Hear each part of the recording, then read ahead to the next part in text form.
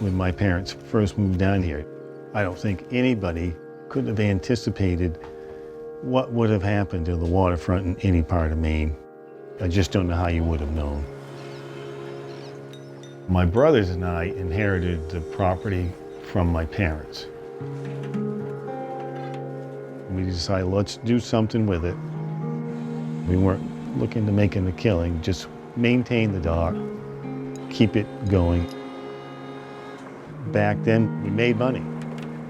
And in those ensuing years, it's just gotten more difficult.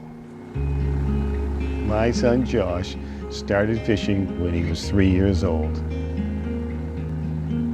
Not much better than being out there on the water. When I was younger, and even when I first started fishing, you could set your watch to what would happen year after year. When the lobsters would come, when the mackerel would be in the harbor to catch. And now it's just nothing like that. There can be wild swings from year to year depending on what the water temperature is. You can't bank on what you're going to catch or especially what you're going to get for them. Every year seems to be more volatile and less predictable.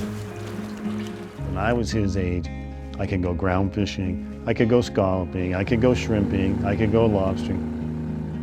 There was always a season where I could make some money. If the weather was good, I went fishing. Now he's just lobstering, that's it. I don't see the security so much in this business now. We can't compete with the big money that's rolled in here in the last dozen years or so. You have multi-million dollar companies coming to the shore now. A year ago, my brothers and I were in the process of possibly selling out.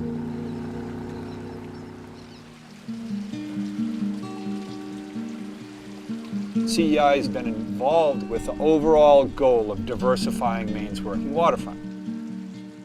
The two areas where we've done a lot of work together is in the aquaculture training space and with scallop aquaculture.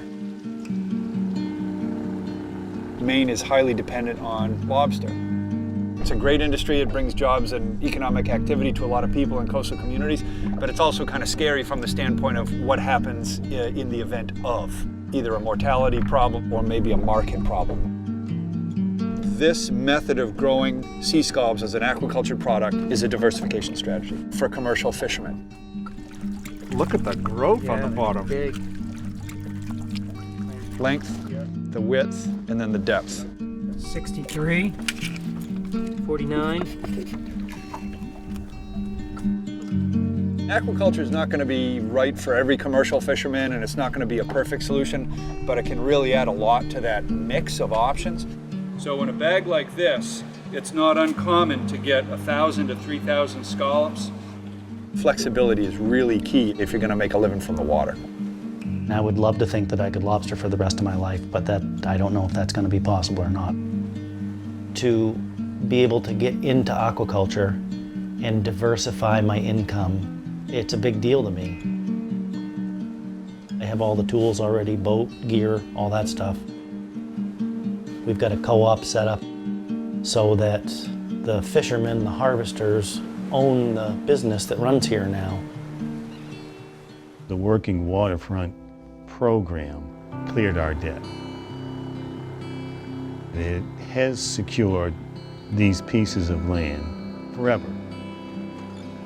It's allowed us to pursue other avenues of income, aquaculture in the form of scallops, rope-grown kelp, and possibly forming another co-op with other local aquaculturists in the area. Having that money available to help these different entities become more solid is very important. It's going to help to maintain the culture of the fishermen on this coast of Maine. This wharf really represents a lot of memories.